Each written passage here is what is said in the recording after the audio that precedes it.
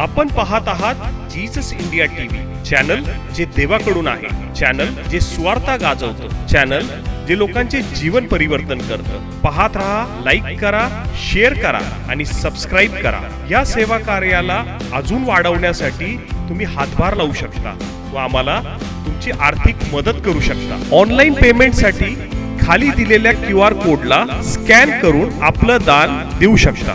सांगतं आम्ही स्थिरतेपासून ढळू नये.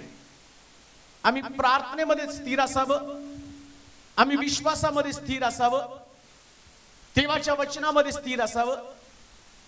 परंतु ज्यावेळेस तुम्ही स्टेबल किंवा स्थिर होण्याचा विचार करता, प्रत्येक व्यक्तीला वाटतं माझं विश्वासाचं जीवन स्थिर व्हायला पाहिजे. प्रत्येक व्यक्तीला वाटतं माझं प्रार्थनेचं जीवन स्थिर व्हायला पाहिजे. परंतु खान देऊ नये का, ज्यावेळेस तुम्ही स्थिरते संबंधाने विचार करता, स्थिरता असणं म्हणजे देवाला पसंत पडणाऱ्या गोष्टी करणं. बायबल सांगतं की मोशेला सुद्धा परमेश्वर म्हणत आहे, तांबडा समुद्र तू पाहत असताना लोकांना जाऊन सांग, बी स्टिल, शांत राहा, स्थिर राहा. जे तारण तुमच्या दृष्टीला पडणार आहे त्या तारणासाठी तुम्हाला स्थिर राहणं गरजेचं आहे. देव अनेक आशीर्वाद आमच्या जीवनामध्ये पाठवणार आहे, अनेक समस्येचं निराकरण होणार आहे. परंतु कित्येक वेळा आमचं अंतःकरण समोरच्या प्रश्नांनी घाबरून जातं. आमच्या अंतःकरणामध्ये एक प्रकारची बेचैनी येते. लक्षात ठेवा की ज्यावेळेस तुम्ही स्थिरतेचा विचार करता, त्याच वेळेस तुम्हाला अस्थिर करणाऱ्या असंख्य गोष्टी जगामध्ये असणार आहेत. तुम्ही डळमळीत व्हावं, तुमचा विश्वास कमजोर व्हावा, तुमच्या प्रार्थना कमी पडाव्या, देवाच्या जवळ तुम्ही राहू नये. जो व्यक्ती स्थिर राहतो तो तारण पाहतो. जो व्यक्ती स्थिर राहतो त्याचा विश्वासाचं मजबूतीकरण होत असताना परमेश्वर त्याच्यासाठी महत्कृत्य करतो. परंतु ज्यावेळेस तुम्ही स्थिरतेचा विचार करता, त्याच वेळेस तुम्हाला डळमळीत करणाऱ्या घटना घडणार आहेत. त्याच वेळेस तुम्हाला अनस्टेबल करणाऱ्या घटना घडणार आहेत. एक वचन आपण वाचूया, 1 पेत्र त्याचा 3रा अध्याय त्याचं 17 वचन. 1 पेत्र 3रा अध्याय त्याचं 17 वचन. कारण चांगले करू नये तुम्ही दुःख सोसावं अशी देवाची इच्छा असली. अशी 2 पेत्र 3रा अध्याय 17 वचन.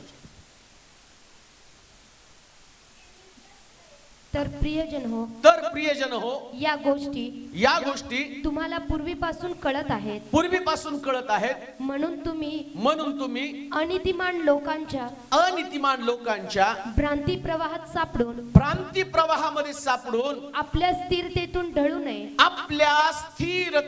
ढळू नये यासाठी जपून राहा. या ठिकाणामध्ये मी पाहतो पेत्र सांगत आहे की तुम्हाला अनितिमान लोक आणि तुम्हाला स्थिरतेपासून ढळवण्याचं काम करणार आहे. तुम्ही बेचैन व्हावं, अनस्टेबल व्हावं. आणि तो फार गर्भित प्रकारचा इशारा देत आहे. आणि त्याच्या इशाऱ्यामध्ये तो सावधान चित्त आम्हाला आणि देत असताना म्हणत आहे की तुम्हाला अस्थिर करणारे लोक, अनितिमान लोक या जगामध्ये राहतील. अनितिमान म्हणजे चोर नाही, अनितिमान म्हणजे व्यभिचार करणारे नाहीत, अनितिमान म्हणजे तुम्ही कल्पना करता ते लोक नाही. ज्या लोकांना देवाविषयीचा विश्वास कमजोर बनतो ना, किंवा देवाकडे पाहत असताना जे लोक आपल्या जीवनासंबंधाने जास्त विचार करतात ते लोक अनितिमान. कोण अनितिमान आहे? तो अनितिमान पुरुष, ज्या सैताना संबंधाने म्हटलं, तो अनितिमान पुरुष प्रगट होणार आहे. मग कोण होता तो अनितिमान पुरुष?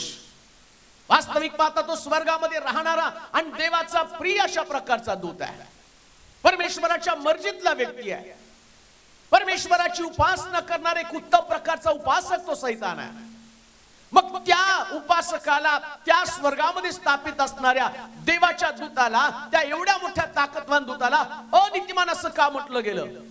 एकेकाळी त्याचाही विश्वास होता, एकेकाळी तोही देवाला पसंत पडणाऱ्या गोष्टी करत होता, एकेकाळ असा होता की तो देवाच्या मर्जीमधला व्यक्ती. परंतु आज जर त्याची परिस्थिती पाहिली तर बायबल सांगतं तो अनितिमान व्यक्ती. आणि हा अनितिमान व्यक्ती या जगामध्ये अनेक प्रकारच्या लोकांमध्ये त्याची अनिती घालत आहे, जी त्या सैतानाच्या अंतःकरणामध्ये होती.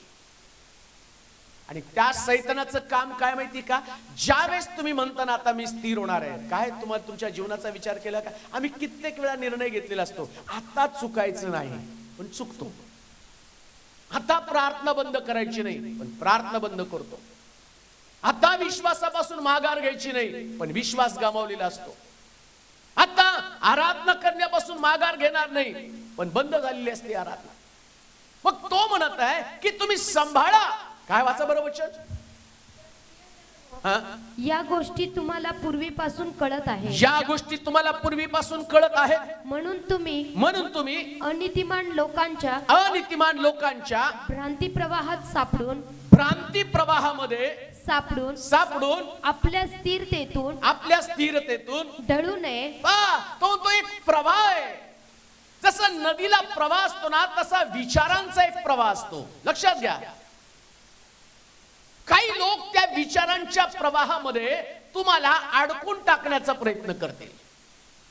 भ्रांतीचा आत्मा किंवा ज्याला कन्फ्युजन मधला आत्मा किंवा गोंधळात टाकणारा आत्मा किंवा तुम्हाला डिस्टर्ब करणारा आत्मा किंवा तुमचे विचार परिवर्तित करणारा आत्मा, आणि तो म्हणतो अनितिमान लोक अशा पद्धतीनं तुम्हाला भ्रांतीच्या प्रवाहामध्ये टाकतील. तुमचं कन्फ्युजन होणार आहे, तुमच्या मनामध्ये गोंधळ निर्माण होणार आहे. म्हणून पहिल्यांदा आम्हाला अस्थिर करणारी गोष्ट कोणती असेल तर बायबल सांगतं भ्रांतीचा प्रवाह. कोणत्या गोष्टी अस्थिर करणार आहे? तुम्ही फार प्रार्थना करायला लागला ना, प्रार्थना करत असताना कधी कधी तुमच्या घरातलेच लोक तुमच्या प्रार्थनेवर आक्षेप घेतात. मग मी एवढी प्रार्थना करते तर आपल्याकडे प्रॉब्लेम काय? मग मी एवढी प्रार्थना करते तर तुझ्याकडे आरोग्य का नाही? तू एवढं चर्चला जातो तर घरामध्ये ही समस्या काय? आणि ते बोलल्याबरोबर आम्ही ज्यावेळेस ठरवतो ना देवाचं वचन ऐकल्याबरोबर, वचन ऐकल्यावर आम्ही निश्चय करतो नाही आता पक्का निर्णय करणारे, आणि तुम्ही घरी गेल्याबरोबर तो गोंधळ तुमच्या विचारांमध्ये निर्माण करण्याचं काम सैतान त्याचे हस्त करतात. आणि दुसरे तिसरे कोण नसून तुमच्या घरातलेच लोक असतात. प्रेज द लॉर्ड म्हणाल का? जरा जोरात प्रेज द लॉर्ड म्हणाल का? बाहेर नाही कोण म्हणणार. रस्त्यावर जाणारा दारुड्या तुम्हाला कधीच म्हणणार नाही, उलट तो तुम्हाला बघ देवाचा माणूस. मी कधी बाहेर थांबलो ना, मग एक फुल टाईट झालेला व्यक्ती असतो, नमस्ते फादर, तुम्ही देवाचे माणूस. त्याला कळतं तुम्ही देवाचे माणूस आहे, तो तुम्हाला अस्थिर करत नाही. उलट त्याचं ऐकल्यावर मला वाटतं कमीत कमी त्याला तर कळलं मी देवाचा माणूस आहे. प्रॉब्लेम त्याच्याकडे नाही, तो सांगतो तुम्ही देवाचे माणूस. मग तुमचा गोंधळ कोण निर्माण करतं? कोण तुमचा गोंधळ निर्माण करणारी व्यक्ती आहे? बायबल सांगता हा भ्रांतीचा प्रवाह तुम्हाला अस्थिर करणारे लोक कोण असेल? जे तुमच्या विचारांमध्ये एक प्रकारचा फरक करणारे, आणि ते लोक सैतान त्यांना वापरणार आहे. जसं प्रभू येशू ख्रिस्त वधस्तंभीत जात असताना येशू म्हटलं मनुष्याचा पुत्र थोड्या वेळानं पापी लोकांच्या हाती धरून दिला जाणार आहे. आणि ते हे शब्द बोलल्याबरोबर त्या ठिकाणामध्ये आम्ही पाहतो पेत्र त्याला म्हणतो मी तुम्हाला मरू देणार नाही. पेत्रानं नेमकं देवाची योजना हाणून पाडण्याचा प्रयत्न केला आणि तो येशूला म्हणतो मी तुला मरू देणार नाही. येशू त्याला म्हणतो अरे सैताना निघून जा. का? कारण त्याला ठाऊक आहे मी ख्रिस्त असल्या कारणानं मला वधस्तंभाचं मरण स्वीकारावं लागणार आहे. मला या जगातल्या लोकांच्या उद्धारासाठी माझ्या विश्वासामध्ये ज्या मृत्यूला मी स्वीकारणार आहे तोच विश्वास घेऊन मला वधस्तंभी जावं लागणार आहे. म्हणून त्यानं त्या सैतानाच्या विचाराप्रमाणे काम केलं नाही, त्या पेत्राच्या विचाराप्रमाणे काम केलं नाही. तो त्याला म्हटलं अरे सैताना निघून जा. येशूचा सुद्धा गोंधळ केला पेत्रानं. पेत्र म्हटला मी तुमच्यावर मरायला यायला तयार आहे, कान देऊ नाही का? आणि मला असं वाटतं असं म्हणणारा व्यक्ती मी माझ्यासारख्याने काय विचार केला असता, 39 फटक्यातले मी काय करतो 20 मी खातो 19 याला देतो, मरायला तयार आहे. शास्त्रामध्ये त्याला शासन शिक्षा ठेवलेली किती? 39 फटके. तो दंड आहे, त्याला बसल्या माराच्या फटक्याने मला आरोग्य प्राप्त होतं. आणि पेत्र त्याच्या शिक्षेमध्ये कदाचित स्वतः ती शिक्षा भोगण्यासाठी आणि येशू समोर एक प्रस्ताव ठेवत असेल. तो म्हणतो की ती शिक्षा मी स्वीकारायला तयार आहे. तुझ्या दोन्ही हातात खेळ ठोकतील ना, माझा एक हात मी देईल, तुझा एक हात सोडून टाकेल. भ्रांती. पण येशून त्याला त्या गोष्टी केल्या नाही का? सगळी शिक्षा त्यानं स्वतःला स्वीकारण्यासाठी तो मजबूत होता, तो स्थिर राहिला. उलट पेत्रला त्यानं सांगितलं, कोंबडा अरवण्यापूर्वी 3दा तुम्हाला नाकारशील. तू माझं कन्फ्युजन करू नको, मीच तुला सांगतो तू किती कन्फ्युजन मध्ये आहेस. तुला वाटतं का मी वधस्तंभाचं शिक्षण व वधस्तंभापासून स्वतःची सुटका करून घेऊ शकत नाही? तुला वाटतं का मी प्रार्थना केल्यावर देवदूत आणि स्वर्गात येऊन आणि माझा बचाव करतील हे तुझ्या लक्षात येत नाही का? अरे कन्फ्युजन मध्ये मी नाही, मी मरायला तयार आहे, मी दुःख स्वीकारला तयार आहे. देवाचे प्रिय लोक, काही वेळेस तुमच्यावरती येणारी परिस्थिती तुम्हाला कन्फ्यूज करण्याची शक्यता आहे. आणि मुळामध्ये काय होतं माहिती का? लोक असा विचार करतात देवाचे लोक म्हणजे ते प्रॉब्लेम नसणारे लोक आहेत. मी तर म्हणतो सगळ्यात जास्त प्रॉब्लेम देवाच्या लोकांना आहे, नाही का? जास्त कुस्ती कोणाला लढावी लागते? ज्याने जास्त एक्सरसाइज केली. हाडकुळ्याला कोण आव्हान देईल का ये म्हणून? त्याला गरजच नाही ये म्हणायचं, कारण त्याला काय लढणार, त्याला फुकलं तर पडून जाईल. पण ज्याच्याकडे ताकद आहे ना, त्या ताकद असणाऱ्या व्यक्तीला, त्या मल्लाला आव्हान करावं लागतं. आणि जर तुमच्या जीवनामध्ये समस्या आहे तर तुम्ही एक मोठे मल्ल आहात. तुम्ही एक चांगल्या प्रकारचे ताकदवान लोक आहात. तुमच्याकडे प्रॉब्लेम आहे का? प्रॉब्लेम मुळे कन्फ्युजन मध्ये येऊ नका. पण तुमच्या कन्फ्युजन मध्ये, तुम्हाला कन्फ्युजन मध्ये टाकणारे, गोंधळ करणारे लोक कशा तुमच्या परिवारामध्ये असतात. वाचूया इयोबाचं पुस्तक, त्याचा 1 अध्याय, त्याचं 8 वचन वाचा. आधी इयोबाचं पुस्तक 1 अध्याय 8 वचन. परमेश्वरानं सैतानास विचारलं, माझा सेवक इयोब, याच्याकडे तुझे लक्ष गेले होते? याच्याकडे तुझं लक्ष गेलं आहे का? भूतलावर त्याच्या तोडीचा सात्विक सरळ देवाला भिवून वागणारा व पापापासून दूर राहणारा असा दुसरा कोणी नाही.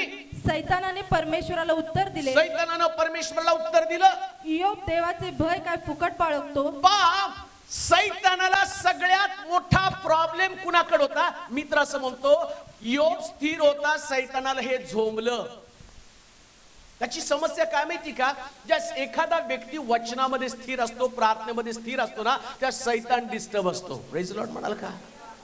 तुम्ही ज्या आराधना करता, प्रार्थना करताना, त्या सैतान जास्त डिस्टर्ब होतो. अरे काय पण करून याचं चर्चला जायचं बंद केलं पाहिजे, याला काय पण करून याच्याकडे असा काहीतरी प्रॉब्लेम यायला पाहिजे की यांनी चर्चला जाऊ नये, यानं प्रार्थना करू नये. आणि बायबल सांगतं, रोज सकाळी उठल्याबरोबर सैतानाला एकच काम, इयोबाच्या दारात जाऊन बघायचं, आज त्याची प्रार्थना बंद आहे का? मला नाही वाटत इयोबाशिवाय सैतान दुसरीकडे कुठं गेला नाही. कारण बायबल सांगतं की त्याच्या तोडीचा सात्विक मनुष्य, म्हणजे बाकीचे सगळे एका माळेचे, एकाच माळेची मणी होती. एकच मणी होता की तो रोज सकाळी उठल्यावर त्याचा विश्वास, त्याची प्रार्थना, त्याची आराधना, त्याचं समर्पण, त्याचं शुद्धीकरण, सगळ्या गोष्टी न चुकता तो करत आहे. आता सैतानाला मोठा प्रश्न पडला, हा जर व्यक्ती असाच टिकून राहिला ना, या पृथ्वी तलावर याचं नाव शास्त्रामध्ये नमूद केलं जाईल. आणि जर या व्यक्तीनं स्वतःचं व्यक्तिमत्व घडलं ना, तर एक दिवशी या सोलापूरमध्ये, शिलो चर्च मध्ये, भूषण नगर मध्ये याच्याविषयीचा प्रचार केला जाईल. आणि याच्याविषयीच्या प्रचारामुळं अनेक लोकांचं तारण होईल. याला मला अस्थिर करायचं, कान देऊ नये का? ज्या दिवशी तुम्ही प्रार्थना करता, तुम्ही स्थिर राहताना, तुम्ही एक इतिहास निर्माण करणारे व्यक्ती बनत असता. तुम्हाला अनस्टेबल करणाऱ्या गोष्टीवरती तुम्हाला विजय मिळवायचा. बायबल सांगतं, सैतानाचं पोट दुखत होतं, कारण इयोब सात्विक होता, नीतिमान होता, देवाचं भय बाळगणारा होता, प्रत्येक परिस्थितीमध्ये देवाला विश्वासू राहणारा व्यक्ती होता.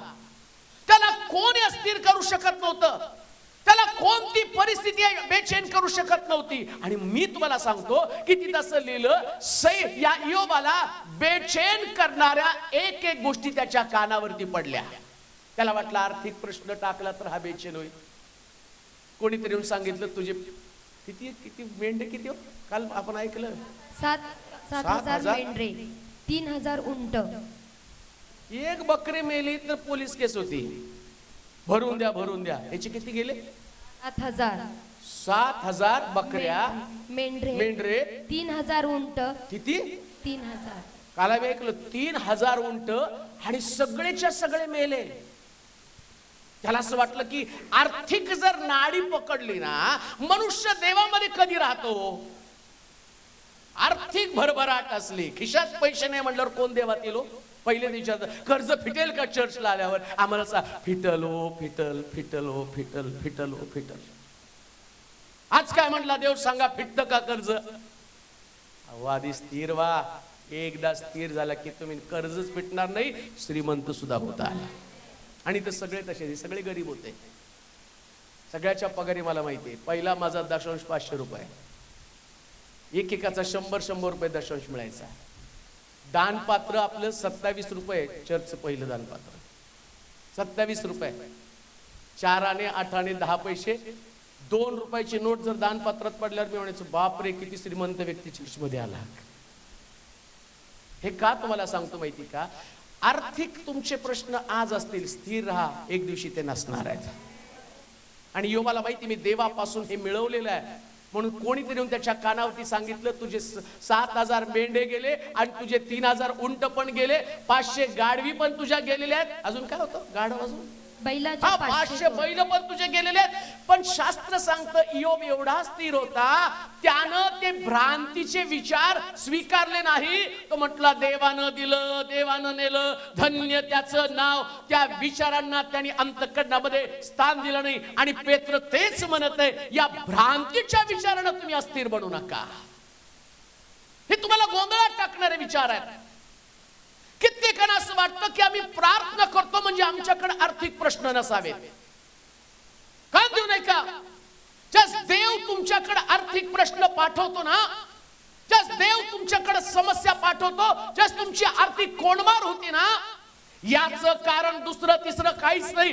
बायबल सांगतं इयोबाचे 7,000 मेंढे जाणं कारण त्याला 14,000 परत मिळणार होते.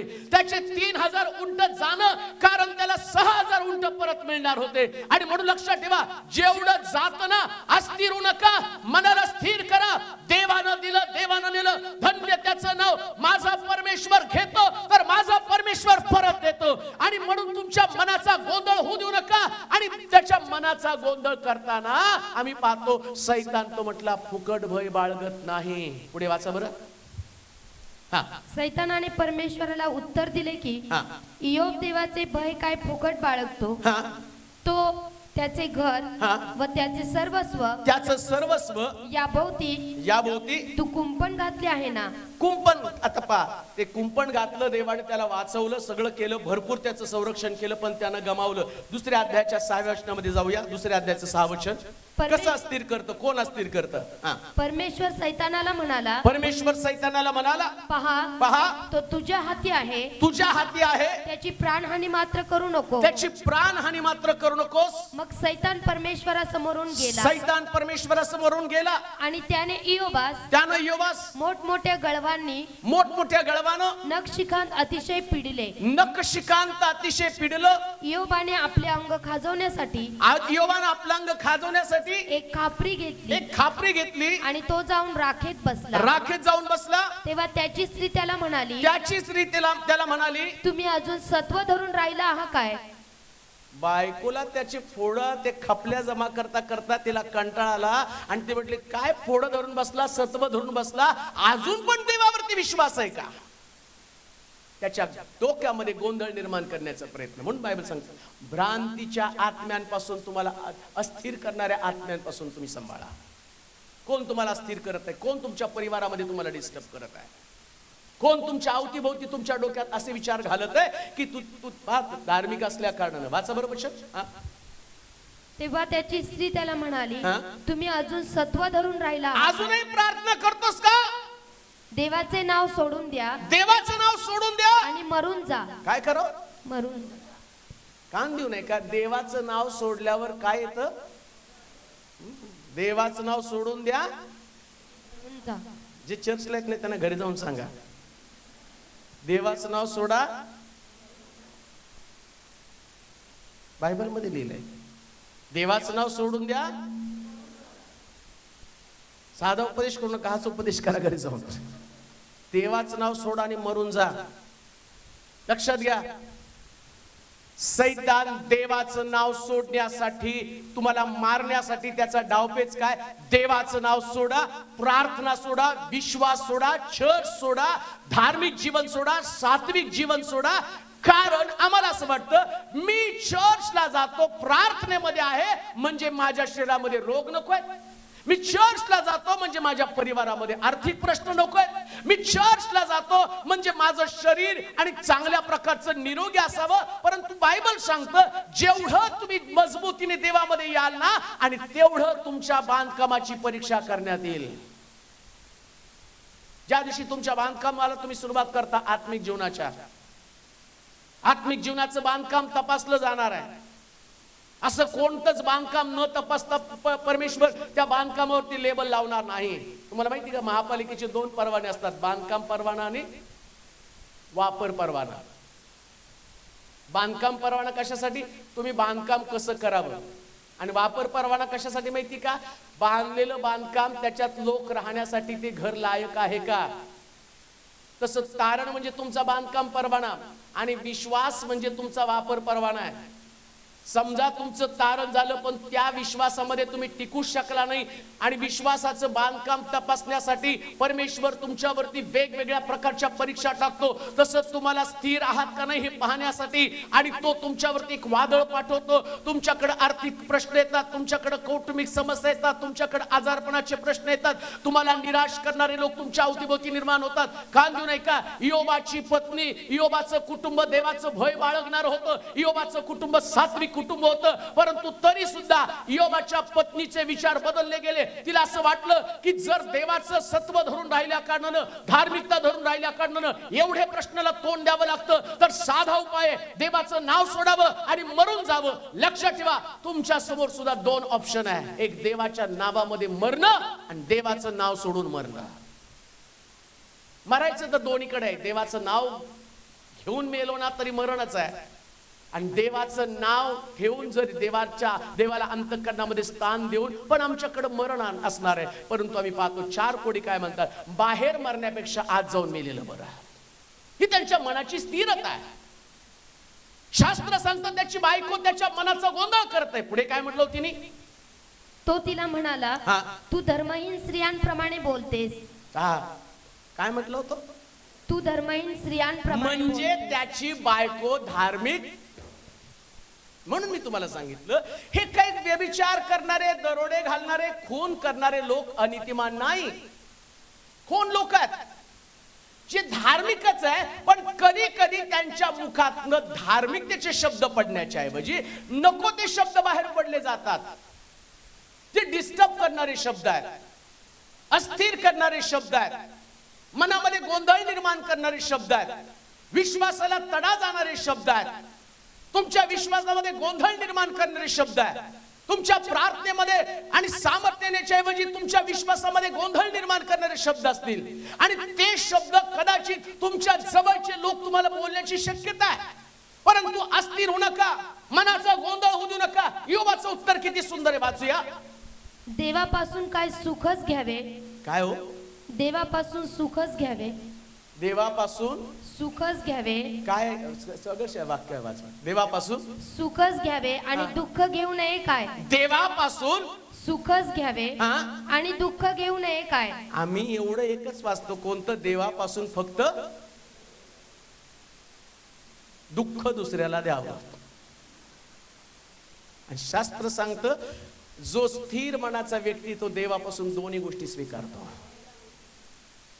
स्थिर व्यक्ती परमेश्वरापासून आरोग्य स्वीकारतो, आणि प्रभूने जर एखादा व्याधी त्याच्या शरीरामध्ये दिला ना, तर तो म्हणतो, देवा तुझीच आहे ना, मरेपर्यंत असला तरी माझा व्याधी माझ्यामध्ये असू दे, पण प्रार्थना करतो हा व्याधी मला अस्थिर करणारा असू नये.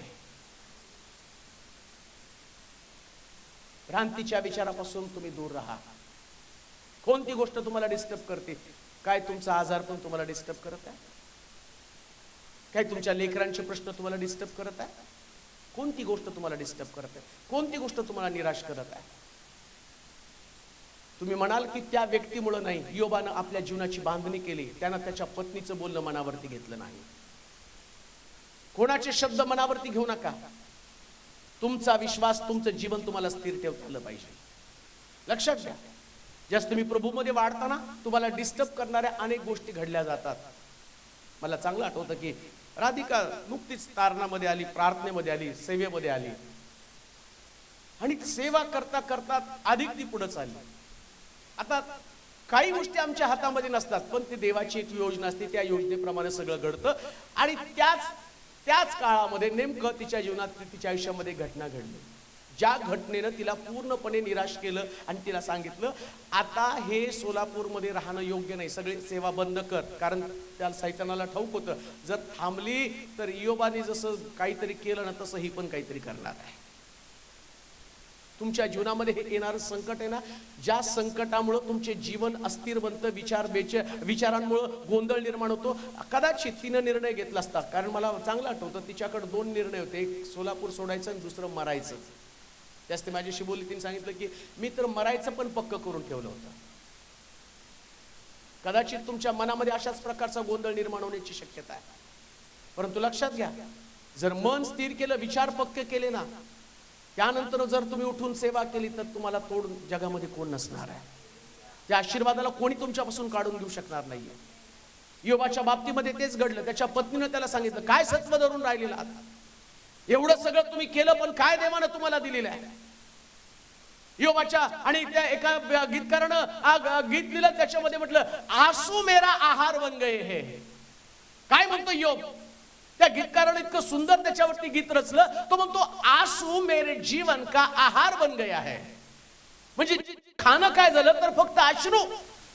सकाळी उठल्यापासून त्याच्या डोळ्यामध्ये अश्रू आहेत. अश्रू फक्त त्याच्या अंगावरच्या फोड्यांचं नाही, अश्रू त्याची संपत्ती गेलेली, त्याचं धन निघून गेलेलं आहे. अश्रू म्हणजे फक्त त्याच्या आणि धनाचं नाही, धनापेक्षा मोलवान त्याची लेकरं, त्याच्या मुली, त्याचे मुलं मरून गेलेले आहेत, ते पण सुद्धा त्यानं पाहिलेले आहेत. का त्याचे अश्रू थांबू नये? एकसारखे त्याच्या डोळ्यामध्ये अश्रू येणं, आणि ते स्वाभाविक आहे. परंतु बायबल सांगतं, इयोबानं तरी सुद्धा त्याच्या पत्नीला सांगितलं, माझ्या विचारांचा गोंधळ करू नको, काय परमेश्वरापासून फक्त सुखच घ्यावं का? देवाचे प्रिय लोक, काही वेळेस परमेश्वर तुम्हाला दुःख देत असेल तर तुमच्या डोक्यामध्ये गोंधळ होऊ देऊ नका. परमेश्वराची इच्छा आहे दुःख पण तुम्ही पचवावं. जसं आनंद तुम्ही पचवता तसं दुःख पण तुम्ही पचवावं. जशी समृद्धी तुम्ही पचवता ना, त्याचप्रमाणे दारिद्र्य देखील तुम्ही पचवावं. जसं निरोगी शरीर तुम्ही पचवता ना, तसं तुमच्या शरीरात व्याधी असल्यावर पण तुम्ही पचवावं. आणि तुम्ही स्थिर राहावं आणि परमेश्वराचं वचन आपल्या अंतःकरणामध्ये सतत बोलत राहावं. काय प्रभूपासून फक्त सुखच घ्यावं का? दुःख घेऊ नये का? भ्रांतीच्या आत्म्याला तुमच्यातनं काढून टाका. त्याच्यानं तुमचं मन अस्थिर होऊ नका. पुन्हा स्टेबल व्हा, परत प्रार्थना करा. एवढं सोपं नाही. मला असं वाटतं, इयोब तो म्हणतो ना, माझ्या अंगावरच्या खपल्या गळून पडत. मी त्याचं पुस्तक वाचत होतो ना, आताच माझ्या डोळ्यासमोर त्याचं चित्र यायला लागलं. विचार करा, त्याच्या अंगावर ते फोड आले. फोड आल्यावर फोड काही शांत बसत नाही, तिथं खाजतं. आणि खाजल्यावरती त्याचं रक्त पण निघत असेल. आणि तिथं असं लिहिलं की एवढं खाजत होतं, हाताने नाही खापर घेऊन तो खाजवत होता. किळस एवढी वाटत होती की तो राखेत जाऊन बसत होता. का माहिती का? त्याच्या अंगातनं, त्या फोडातनं निघालेलं पाणी राखेनं शोषून घ्यावं. मला असं वाटतं परिस्थिती एवढी भयानक असेल, त्याची पत्नी पण त्याला स्वीकारते का नाही माहित नाही. रात्रंदिवस तो राखेमध्ये बसत होता. आणि राखेतनं बसल्यावर एकदा ते फोड सुकल्यावर ती खपली पडताना त्याला किती बरं वाटत असेल. तो म्हणत असेल, आता मी बरा होणार. खपली गळून पडली, आणि ती खपली गळून पडल्यावर दुसऱ्या दिवशी पुन्हा नवीन फोड येत होता. असं 2 वर्ष चाललं होतं. किती भयानक आहे नाही का? आणि या 2 वर्षाच्या स्थितीमध्ये त्याने किती विचार केले असतील, काय माझ्यातून चूक घडली, का असं माझी परिस्थिती. आणि तुम्हाला सांगतो, जर तुम्ही सगळं इयोबाचं पुस्तक वाचलं ना, तर तुम्हाला कळेल 2ऱ्या अध्यायापर्यंत तो फार विश्वासामध्ये मजबूत आहे. पण जसं जसं तुम्ही पुढे जाल तस तसं तो आत्मचिंतन करायला लागला. देवाला दोष द्यायला सुरुवात केला. माझी लेकरं का गेली? मला वाटतं 8व्या अध्यायाकडे जाता का? 8व्या अध्यायात पहा बरं कसं त्यानं आणि देवाला तरी दोष द्यायला सुरुवात केली. वाचा बरं 8व्या अध्यायात. तू असल्या गोष्टीवर कोठवर बोलत राहशील. तू असल्या गोष्टीवर कुठवर बोलत राहशील. सोसाट्याच्या वाऱ्यासारखे तुझे तोंड कोठवर चालणार. आधी धार्मिक मनुष्य, आता कसलं तोंड झालं हो? फटकळ. आता त्याचं तोंड दुसऱ्या अध्यायामध्ये इतकं बायकोला म्हणतो, काय देवापासून सुखच घ्यावं का, दुःख घेऊ नये का, बोलत बोलत बोलत बोलत बोलत पहिला अध्याय, दुसरा अध्याय, तिसरा अध्याय, 8व्या अध्यायामध्ये तो पूर्णपणे भटकटून गेलेला आहे. तो सुसाट्या, त्याचा मित्र त्याला सांगत आहे, अरे वाऱ्यासारखं का तोंड सारतो, एक सारखं तो दोष पण द्यायला लागला. वाचा बरं. देव निर्णय विपरीत करील काय. आता त्याला देवाच्या निर्णयाविषयी शंका आलेली आहे. का देवानं माझं असं केलं? दुसऱ्या अध्यायामध्ये म्हणतो, देवापासून फक्त सुखच घ्यावं का. हे तुम्हाला मी का सांगतो माहिती का, तुम्हाला वाटतं तितकं इयोबाचं जीवन स्वस्थ नव्हतं. त्याच्या जीवनामध्ये काय घडामोडी घडल्या त्या जर तुम्ही जाणून घेतल्या तर तुम्हाला कळेल, याच्या सारख्या प्रश्नाला आम्हाला रोज तोंड द्यावं लागतं, रोज. पण तुमच्याकडे इयोबासारखे प्रश्न नाहीत. एकच इयोब घडणार, लक्षात ठेवा. एक मोशे, एक इयोब, एक एलिया, एक पेत्र. याच्या देव दुसरी डुप्लिकेट कॉपी काढत नाही. त्याच्यामुळे इयोबाकडे आलेलं संकट तुमच्याकडे येणार नाही. तुमच्याकडचं संकट फार साधारण आहे हो. कुठं तर आमचे 10,000 बँकेत आहे, इयोबाचे कुठं ते 7,000 उंटन घोडे, नाही का. आमचं काय जाणार आहे, 10,000 बँकेतले जातील जास्तीत जास्त.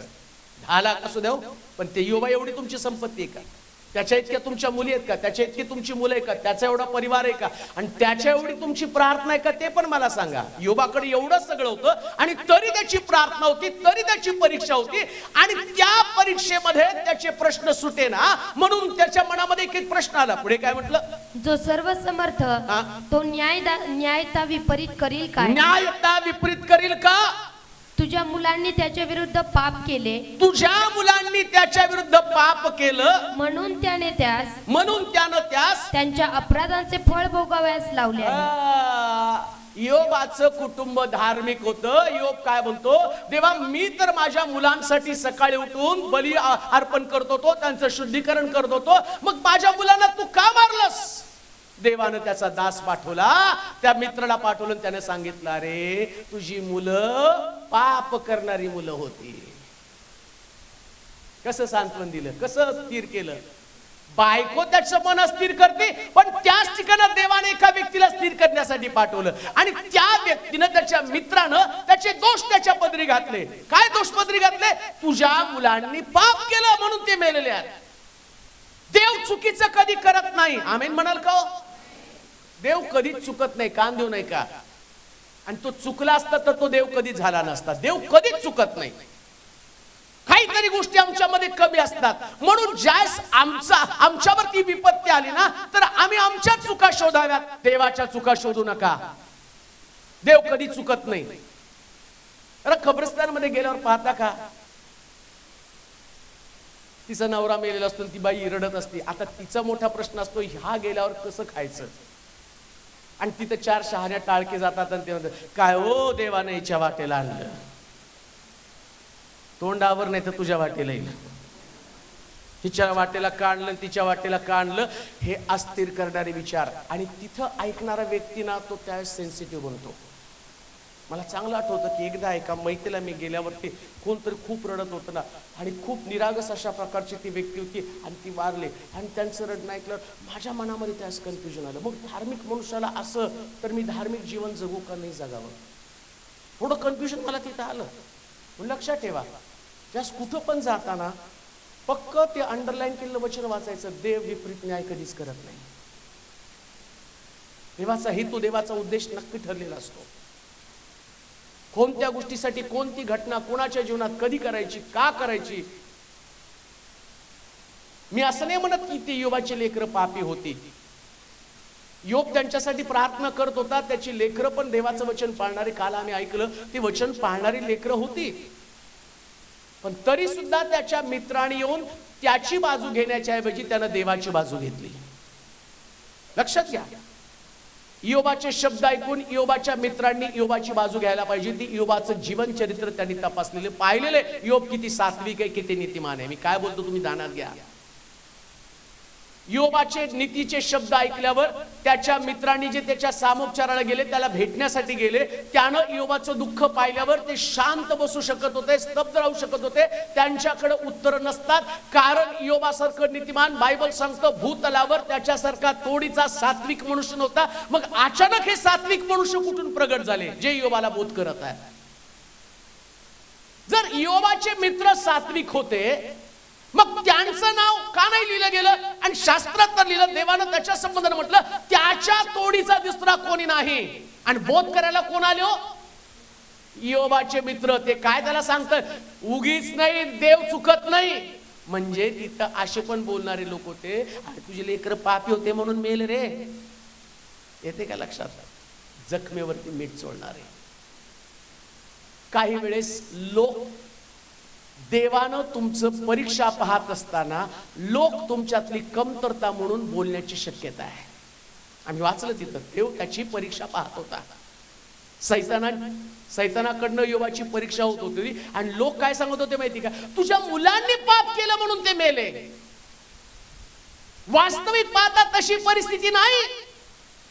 मी दोन विजन, दोन दृष्टिकोन तुमच्या समोर ठेवतो. कदाचित त्यांनी पाप केलं असेल, हा त्यांचा दृष्टिकोन झाला, त्या मित्रांचा दृष्टिकोन आहे. पण बायबल सांगतं ती देवाकडनं आणि सैतानाकडनं योबाची परीक्षा आहे. आणि त्या परीक्षेमध्ये लक्षात ठेवा, परीक्षेमध्ये सामान्य प्रश्न कधीच नसतात. आमेन म्हणाल का?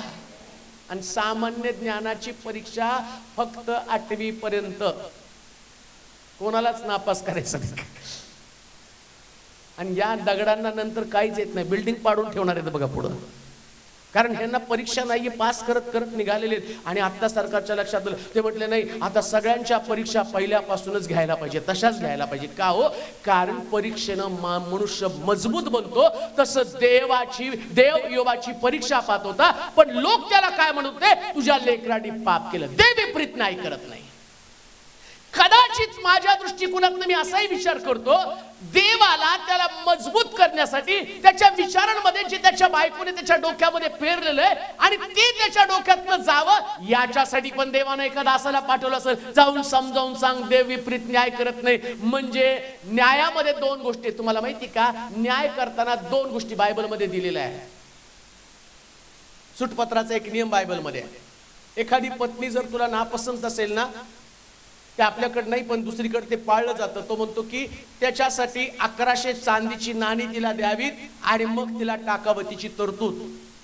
1100 चांदीची नाणी, 700 चांदीची नाणी, त्याच्या कुवतीप्रमाणे तुला ती नकोशी वाटली ना, तर तुला तिला द्यावं लागेल. हा न्याय आहे बायबल मधला. आणि बायबल काय सांगतं माहिती का? योबाचे मित्र काय म्हणतात? देव विपरीत न्याय करीत नाही. म्हणजे तुझी जर लेकरं मेली ना, देव विपरीत न्याय करणार नाही. काय करणार आहे? तुझी लेकरं मेली ना, आता परीक्षेमध्ये देव त्याच्यापेक्षा सुंदर लेकरं तुला देणार आहे.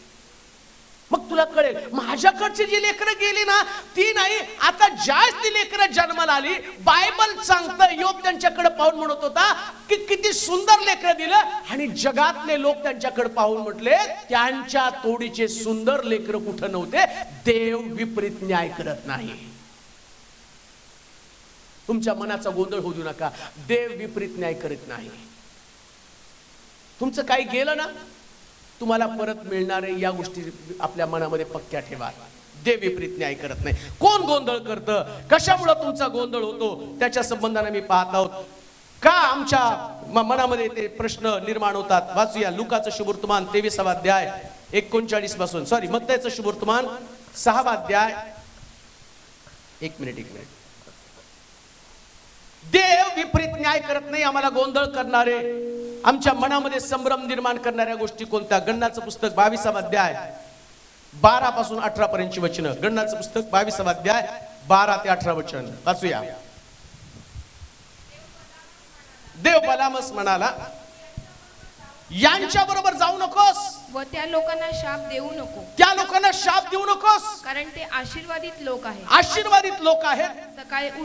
सकाळी उठल्यावर बलामाने बालकाच्या सरदारांना सांगितले, बलामानं बालकाच्या सरदारास सांगितलं, आपल्या देशी परत जा, आपल्या देशी परत जा, कारण तुमच्या बरोबर यावयास तुमच्या बरोबर यावयास परमेश्वराने मला मनाई केली आहे. परमेश्वरानं मला मनाई केली आहे. तेव्हा मवाबी सरदार मार्गस्थ झाले आणि बालकाकडे जाऊन म्हटलं की बलाम आमच्या बरोबर येण्यास कबूल नाही. बलाक आमच्या बरोबर यायला कबूल नाही. मग बालकाने पहिल्यापेक्षा जास्त अधिक प्रतिष्ठित सरदार पुन्हा पाठवले. ते बलामाकडे जाऊन म्हणाले, सिप्पोराचा मुलगा बालाक याची विनंती आहे की माझ्याकडे येण्यास काही अनुमान करू नकोस. मी खात्रीने तुझा मोठा सन्मान करील. तरी तू अवश्य येऊन माझ्या करता या लोकांना शाप दे. बलाम बालकाच्या सेवकाला म्हणाला, बालकाने आपलं घर भरून सोने रुपये मला दिलं.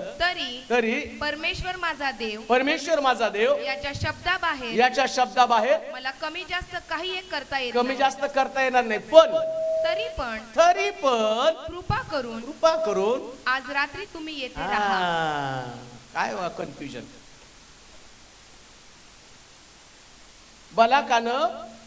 बलामाकड सरदार पाठवले, त्याला सांगितलं, तुझ्या लोकांना, इस्रायल लोकांना जर हरवायचं तर तू शाप दिल्याशिवाय त्या लोकांना कोणी हरवू शकत नाही.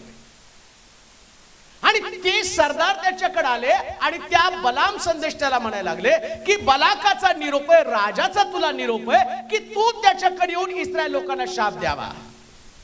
आता बलामाचा हेतू पण माहिती आहे आणि बलाक संदेष्टाला देवाचा हेतू पण माहिती आहे. आणि बलाक संदेष्टा हा धार्मिक असल्या कारणानं त्याला देवाच्या वचनाची बारकाईनं माहिती आहे. नीट ऐका काय तुम्हाला सांगत आहे. कन्फ्युजन कसं होतं, कन्फ्युजन कोणाचं होतं, भ्रांतीचा आत्मा तुम्हाला कशा प्रकारचा अस्थिर करतो त्याविषयी मी तुम्हाला सांगत आहे. या बलाम संदेष्टाला अस्थिर करण्यासाठी सैतानानं बलाक राजाची नियुक्ती केली आणि बलाक राजा त्या सरदारांना पाठवून काय म्हणतो, माझ्या वतीनं इस्रायल लोकांना शाप दे. आणि देवाने त्याला सांगितलं जायचं नाही, कारण तो तुला शाप देण्यासाठी बोलवत आहे. दुसरा हेतू कोणता होता का? बलाक राजा स्थिर होता. त्याच्या डोक्यात दुसरी कल्पना नव्हती, एकच कल्पना, काही पण करून इस्रायल लोकांना शाप द्यायचा. आणि बलाम संदेशानं देवाकडे जाऊन विचारलं, देव म्हटला जायचं नाही म्हटल्यावर मोठ्या आवेशानं तो आला आणि राजाला जाऊन सांग मी काही तिथं येणार नाही. राजा तो राजा आहे, त्यानं पहिल्यापेक्षा जास्त मोठे प्रतिष्ठित सरदार, मग त्यानं सुरुवातीला पाठवले नगरसेवक, ऐकायला त्यांना म्हणून सगळे राज्याचे मुख्यमंत्री पाठवले. जाऊन संदेशाला सांगा की आता पहा एवढे सगळे आम्ही आलो, सगळे एक आले.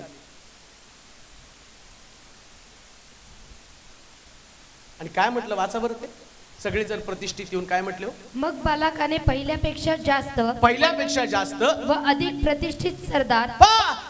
तुम्ही सैतानाच्या जाळ्यामध्ये अडकत नाही ना, त्या सैतान त्याच्यापेक्षा मजबूत अशा प्रकारचं मोह तुमच्या समोर टाकण्याची शक्यता आहे. पहिल्यात नाही अडकला, बघू किती दिवस अडकत नाही.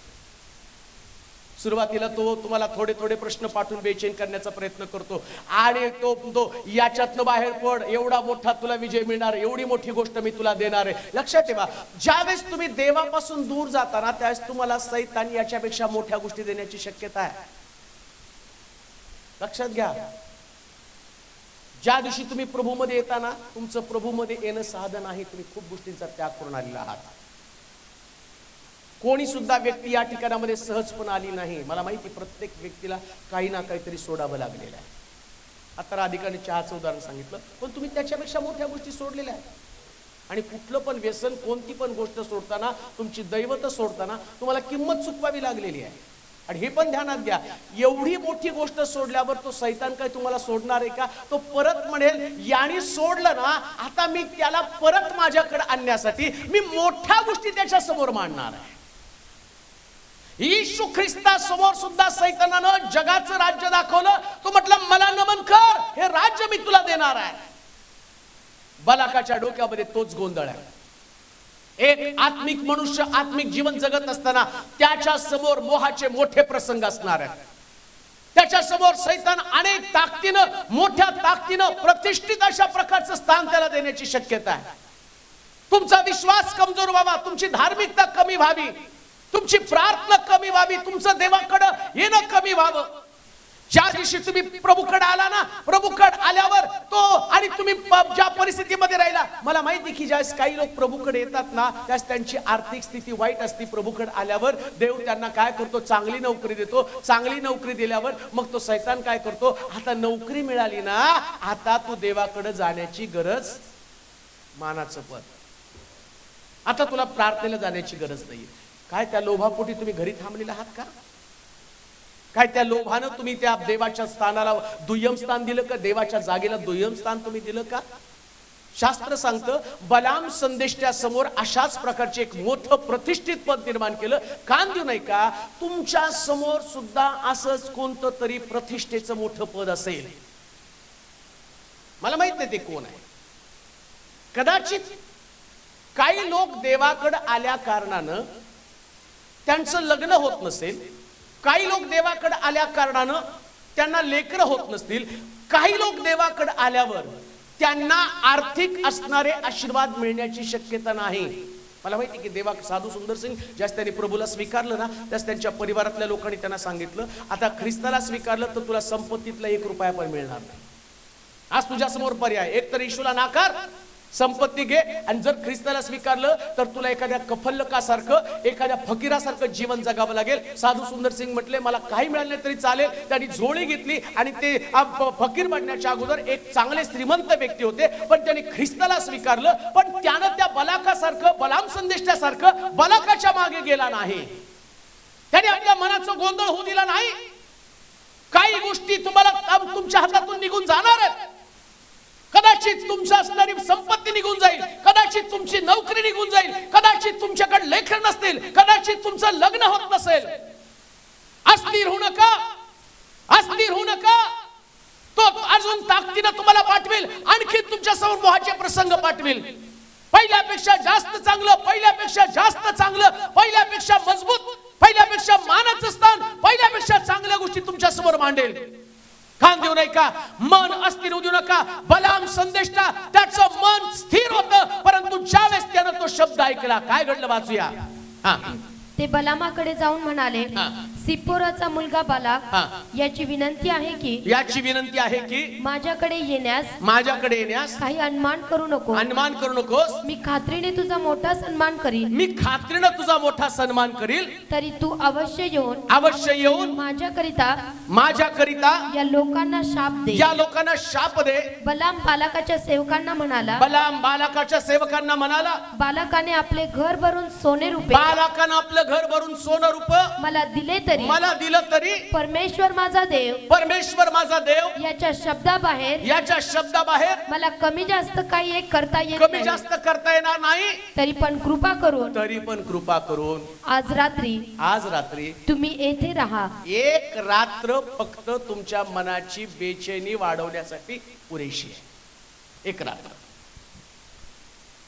एक रात्री तुमचे विचार बदलतात.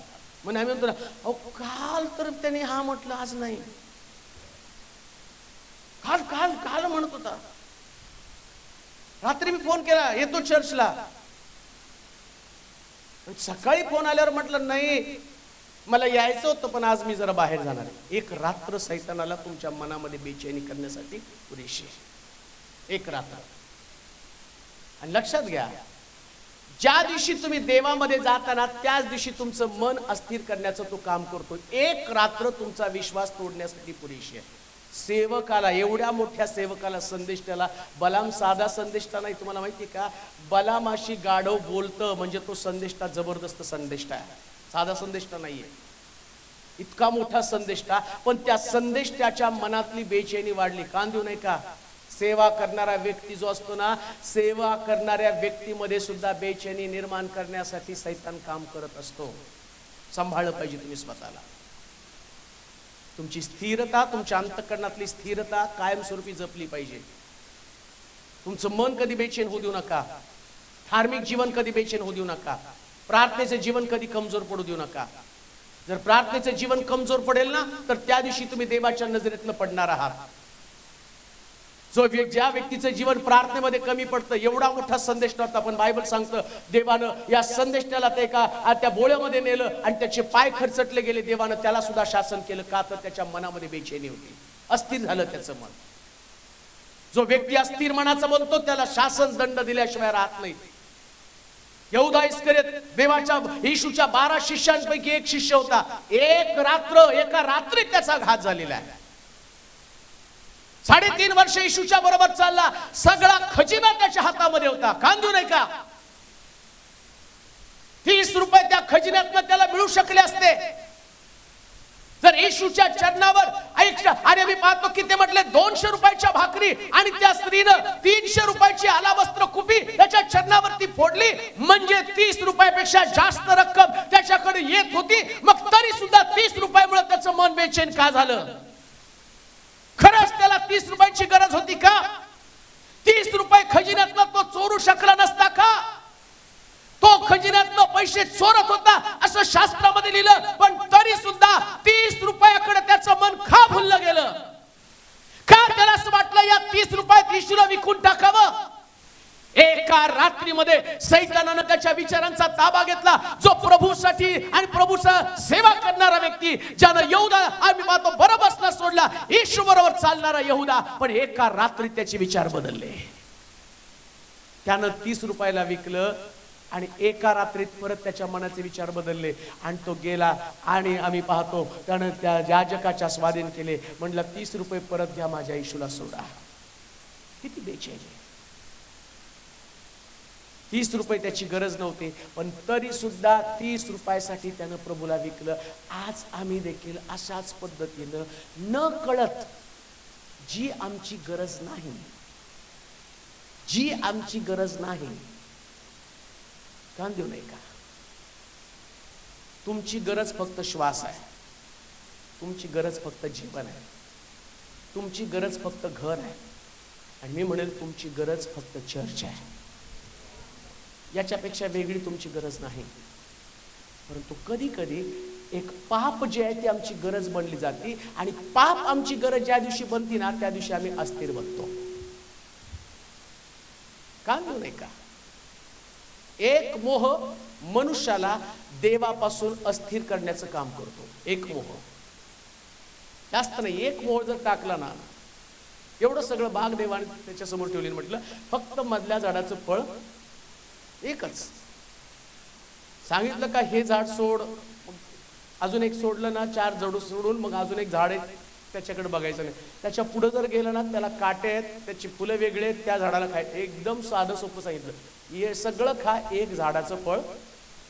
आणि नेमकं आम्हाला तेच देवासाठी सोडायला नको असतं. जी एक आमची गरज नाही ना, तीच आम्हाला असं वाटतं ती आमची गरज आहे. मला तुम्हाला सांगू द्या, या फळानं तो सैतान म्हणला ना, तुम्ही देवासारखे व्हाल आणि तुम्ही मरणार नाही. फळ खाऊन बघा, मरणार नाहीत. आणि त्याने ते फळ खाल्लं आणि तो म्हटला तू मेलीस का? तो म्हटलं खरंच. आदाम म्हटलं नाही मेलो, हवा म्हटली नाही मेली. बरं, आणि ते गेले आणि त्यांना असं वाटलं की खरंच हे फळ खाल्ल्यावर आम्ही मरणार. देवाने सांगितलं मरणार आहे आणि आता आमच्याकडे मरण नाही. त्यांना वाटलं मरण नाही. पण मला तुम्हाला सांगू द्या, बागेमध्ये जोपर्यंत ते फळ खात नव्हते तोपर्यंतच त्यांच्यामध्ये जीवन होतं. ते हजारो जगणार होते. कदाचित तुम्ही आणि मी त्या एदेन बागेमध्येच एक सुंदर प्रकारचं जीवन जगत असतो. त्या बागेमधला आनंद आम्ही उपभोगला असता. आमच्या डोक्याचे केस पांढरे झाले नसते, आमचे दात पडले नसते आणि आमच्या चेहऱ्यावरती सुरकुत्या आल्या नसत्या, आम्हाला शुगर नसती, आम्हाला बीपी नसता. बागेमध्ये एका झाडाचं फळ खाल्लं नसतं तर एवढ्या व्याधी आल्याच नसत्या. हो, आल्या असत्या का? कुठे ऍडमिशनला रांगेत थांबावं लागलं असतं का? पेट्रोलचे भाव वाढले म्हणून काय आम्हाला फरक पडला असता का? कारण इतकं गौरवी जीवन होतं ना. तुम्हाला माहिती का, स्वर्गातलं जे गौरवी शरीर असणार आहे ना, ते शरीर, तुमचं शरीर अशा पद्धतीने तुम्हाला आज वाटलं इथं ना, अचानक तुम्हाला वाटलं आता अमेरिकेत असावं, तर तुमचं शरीर तुम्हाला उचलून अमेरिकेत घेऊन जाईल. कारण देवदूत जसं स्वर्गातलं वर खाली येतात ना, तसलं गौरवी शरीर देव आम्हाला देणार आहे आणि ते गौरवी शरीर तिथं होतं. पण एक खाऊ नको म्हटल्यावर इथं काय गेलं, सैतानानं त्यांना अस्थिर केलं. त्यांना म्हटलं हे फळ खा, तुम्ही मरणार नाही, जी तुमची गरज नाही. आणि मी आज तुम्हाला प्रत्येकाला विचारतो, अशी कोणती गोष्ट आहे जी तुमची गरज नाही पण तरी सुद्धा देवाच्या इच्छेच्या विरोधात तुम्ही केलेली आहे? मग तुमचं प्रार्थनेचं जीवन अस्थिर बनलेलं आहे, मग तुमचं आत्मिक जीवन अस्थिर बनलेलं आहे. आणि लक्षात घ्या, एक गोष्ट आहे ना, ती माणसाला सुरुवातीला वाटतं एकच आहे, पण त्याच्या पाठीमागं असंख्य गोष्टी, असंख्य पाप आमच्या जीवनामध्ये प्रवेश करतात, उद्ध्वस्त करून टाकतात. एकच पाप, एक पाप तुमच्या जीवनाला पूर्ण तोडण्यासाठी पुरेसा आहे. बलामाला एकाच गोष्टीमुळं त्यानं सांगितलं, एक रात्र राहा. एका रात्रीत देवाचा निर्णय बदलत नाही. आमेन म्हणाल का? बायबल सांगतं आकाश पृथ्वी नाही तशी होईल, पण त्याचा निर्णय नाहीसा होत नाही. देव एकदा बोलला म्हणजे बोलला. आमेन म्हणाल का? जरा जोरात आमेन म्हणाल का? शास्त्रातली प्रत्येक वचनं देवानं एकदा बोलून ठेवली, एकदा बोलून ठेवल्यावर ती तशी स्वीकारावी लागतात, त्याच्यात बदल होत नाही. आपलं मन अस्थिर होऊ देऊ नका. काही गोष्टी तुमच्या समोर येतात मोहासारख्या. मला कधी दारू प्यायची असेल ना, तर मग माझ्या समोर एक वचन येतं, जर देवाला दारू पिणं हे चुकीचंच असतं ना, मग नोहा एवढा नीतिमान मनुष्य होता, मग नीतिमान मनुष्य देवानं त्याला वाचवलं, तारवातनं बाहेर आल्यावर तो कसं काय दारू पिऊन पडला? आणि नोहाची लग्नावस्था दारूमध्ये त्याचे कपडे गेलेले त्याला कळले नाहीत, आणि मग त्या ठिकाणामध्ये त्याच्या मुलांनी त्याची नग्नावस्था बघितली, त्याला शापित केलं. मग नोहा जर दारू पिऊन पिणारा व्यक्ती आणि पापी असता, तर त्याला कसं काय देवानं शापित केलं? जो न दारू पिता बापाची नग्नता त्याने बघितली, आणि मग तो वास्तविक पाहता नोहा जर दारू पितो तर चुकीचं आहे, मग देवानं त्याच्या मुलाला का शापित केलं? हे सगळे वचन एक एक अस्थिर करण्यासाठी. मग लगेच येतो पोटाच्या विकारासाठी थोडासा द्राक्षरस घे, मद्यानं आसक्त हो नकोस, थोडस पी. पण ते वचन आठवत नाही कोणतं, मद्यपी दारूबाज लोकांना स्वर्गाच्या राज्यामध्ये प्रवेश नाही. एकदा लिहिलं म्हणजे फायनल. आमेन म्हणाल का? मग तुम्ही इकडचं तिकडचं काढून स्वतःचा बचाव करू शकत? कुठं लिहिलंय तंबाखू खायची नाही? पण तंबाखूवर लिहिलं ना, तंबाखू खाल्ल्यावर कॅन्सर होतो. आणि बायबल सांगतं तुझं शरीर हे जिवंत देवाचं, जो कोणी मंदिराचा नाश करील.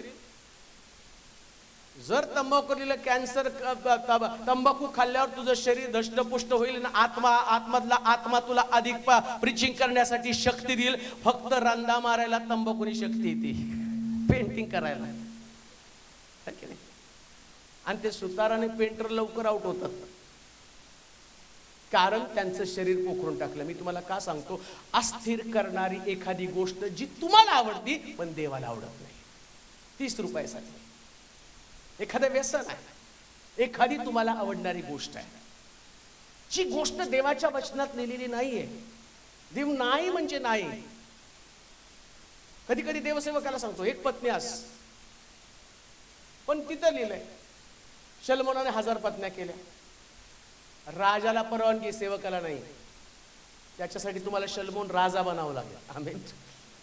राजाला देवानं परवानगी दिली, तू एकापेक्षा अधिक करू शकतोस, सेवकाला नाही. सेवकाला म्हटलं एकच. का हो? एक 10ला भारी असते हो, एकटीच त्याला बस करते. 10 जणांनी जर ठरवलं यांनी काय दाखवायचं सगळं मंडळीला, मग त्याची कशी सेवा घडेल हो? आणि तो एका मंडळीची सेवा नीट करू शकत नाही. हिची करणार, हिची करणार, तिची करणार, तिची करणार, कोणाकोणाची करणार आहे. म्हणून लक्षात ठेवा, देव एक बोलतो म्हणजे फायनल. आमेन म्हणाल का? Final, full and final. त्याच्या पलीकडे काय नाही होऊ शकत. मग अस्थिर करणाऱ्या बऱ्याच गोष्टी असेल, इकडचं तिकड सैतान सगळी वचनं काढून आणून दाखवतो. हे असं लिहिलंय, ते तसं लिहिलंय, ह्यानी केलं, त्यानी केलं, त्यानी केलं. नाही रे, वचनात काय लिहिलं तेच. आमेन म्हणाल का? जरा जोरात आमेन म्हणा, आणखीन जोरात म्हणा. अस्थिर करणारी गोष्ट जी तुम्हाला पसंत आहे पण तुमची गरज नाही, परत मी सांगतो, तुम्हाला आवडती पण तुमची गरज नाही. 30 रुपये ही त्याची गरज नव्हती. यहूदा इस्करियोतला 30 रुपये गरज नव्हती. येशूच्या चरणावर 300 रुपयाची आलाबस्त्र कुपी फोडणारी स्त्री दान कोशामध्ये याच्यापेक्षा जास्त रक्कम जमत होती. आणि यहूदा ते पैसे दान कोशातले चोरत होता, म्हणजे 30 रुपयापेक्षा अधिक रक्कम चोरू शकला असता आणि त्याने आतापर्यंत चोरली होती. पण सैतानानं त्याचं मन अस्थिर केलं आणि शास्त्र सांगतं भ्रांतीच्या प्रवाहामध्ये जाऊन तुम्हाला स्थिरतेपासून ढळू नये म्हणून तुम्ही सांभाळा. कोणती गोष्ट तुम्हाला अस्थिर करत आहे? आज जर तुमची प्रार्थना कमी झाली असेल ना, तर घरी जाऊन बघायचं का कमी झाली, का मी अस्थिर झालो. कालचा तुमचा विश्वास आणि आजच्या तुमच्या विश्वासामध्ये तफावत का निर्माण झाली तुम्हाला माहिती का? एखाद्या व्यक्तीला पहिल्यापेक्षा जास्त धार्मिक रोज आणि रोज बनावं लागतं. रोज आहे तसं नाही. पौल म्हणतो प्रौढतेप्रत नेटाने जाण्याचा प्रयत्न करा. रोज तपासायचं, आज मी आहे त्याच्यापेक्षा माझी पातळी वाढली का घटली. आणि घटली असेल तर समजायचं मी अस्थिर आहे, बेचैन आहे. काहीतरी माझ्या मनामध्ये कुठले तरी विचार आले, ज्या विचारांमुळे फारकत घेऊन आज मला सेवेविषयी, प्रार्थनेविषयी, देवाच्या वचनाविषयी आवेश माझ्यातला निघून गेला, झील माझ्यातनं निघून गेलं. का झील निघून गेलं त्याची तपासणी रोज मला करायला पाहिजे. रोज. सैतान जर तुम्हाला सांगत असेल ना तू चांगला आहे, तुला हे चालत नाही, बेचैन करणाऱ्या गोष्टी, कोणत्या गोष्टीने तुम्ही बेचैन आहात, कोणत्या गोष्टीने तुमचं अंतःकरण तुटलेलं आहे. देवाचे प्रिय लोक, आहे त्या अवस्थेमध्ये राहू नका. त्याच्यापेक्षा वरची पातळी गाठण्याचा प्रयत्न करा. लक्षात ठेवा, जर एक व्यक्ती त्या स्थितीमध्ये जास्त काळ राहिला ना, दावीद जोपर्यंत मेंढर चारत होता ना, मेंढर चारताना तो स्तोत्र लिहित होता. मेंढर चारताना देवाची आराधना करत होता. आणि आराधना करताना देवाचा काय नियम होता माहिती का? प्रत्येक वर्षामध्ये जाऊन त्यांनी लढाया करायच्या, म्हणजे वरची पातळी. एक लढाई जिंकली, पहिली लढाई जर 1000 लोकांना मारून आला ना, तर दुसरी लढाई 10,000 लोकांना मारणं. कारण त्याच्या वचनात काय म्हटलं? शौलाने हजारो बदले आणि दाविदानं, म्हणजे पातळी वाढायला पाहिजे. मग देवानं नियम दिला, वर्षाच्या आरंभी राजानं काय केलं पाहिजे? लढाई जिंकली पाहिजे, लढायला गेलंच पाहिजे. नियम होता देवाचा. आता दाविदाचं जीवन काही काळापर्यंत स्थिर होतं, सॅच्युअर होतं, तो जिंकत होता. पण एकदा त्याच्या मनामध्ये गोंधळ आला आणि तो घरी थांबला. म्हणजे थांबल्याबरोबर स्टेबल जर जीवन असेल, जर त्याच परिस्थितीमध्ये तोच तेवढाच विश्वास, तेवढीच प्रार्थना 5 मिनिटाची, 10 मिनिटाची, तसलंच एक स्टेबल तुमचं जीवन असलं ना, समजायचं तुम्हाला अस्थिर करायला सैतान टपलेला आहे. आणि हा थांबला आणि तेवढ्या सैतानानं खिडकी उघडी ठेवली आणि त्यानं पाहिलं एक स्त्री आंघोळ करत आहे. म्हणून स्टेबल राहू नका, एका जागी स्थिर वाढलं पाहिजे. रोज रोज विश्वास, रोज सेवा वाढली पाहिजे, रोज आत्मे जिंकायला. काल 10 जिंकले ना, गेल्या वर्षी 10 जिंकले ना, आता 18 मध्ये 20 जिंकायला पाहिजेत. 18 मध्ये 20 ना तुमचं टार्गेट असलं पाहिजे. 19 मध्ये 40. म्हणून तर पॉल तंगयाच्या चर्च मधली बाई रडली का? गेल्या वर्षी मी 205 आत्मे जिंकले, या वर्षी मी 168 आत्मे जिंकू शकले. आणि त्या चर्च मध्ये ती धसधसा रडत होते, ओक्साबोक्शी रडत होती. पास्टर म्हणले का रडत आहे? पास्टर गेल्या वर्षी मी 205 आत्मे आणले होते आणि यावेळेस फक्त माझ्याकडे मी टोटल काढले 168 आत्मे आले. माझी आत्मिक पातळी कमी झालेली आहे. काय आम्हाला आमच्या आत्मिक पातळीबद्दल कधी वाईट वाटत नाही? आत्मिक पातळी जर तुमची तिथंच असेल ना, तर तुम्हाला डिस्टर्ब करणारे, विचलित करणारे आत्मे तुमच्यामध्ये काम करणारे, म्हणून सतत वाढणारं जीवन असू द्या. बायबल सांगतं तुम्हाला अस्थिर करणाऱ्या गोष्टी कोणत्या असतील? अस्थिर करणारी गोष्ट इथं मी पाहतो, बलामाचा एक निर्णय, जी त्याची गरज नाही. सेवकाला याची गरज नव्हती आणि सेवकानं प्रार्थना केली ना, तर लक्षात घ्या, जसं तो एलियाला सांगतो की झाडाखाली बस, तुला दुष्काळ असेल पण भाकर आणि मासा मिळणार आहे ना, तसं देवाची लोकांची गरज भागायला देव समर्थ आहे. त्याची गरज ती नव्हती. आज दुपारी मी तोच प्रश्न तुम्हाला टाकेल, जी तुमची गरज नाही, पण अशी कोणती गरज तुमच्या दृष्टिकोनातून गरज होऊन बसली, ज्याच्यामुळे तुमचं मन विचलित झालेलं आहे, अस्थिर झालेलं आहे. या अस्थिरता काढून टाका.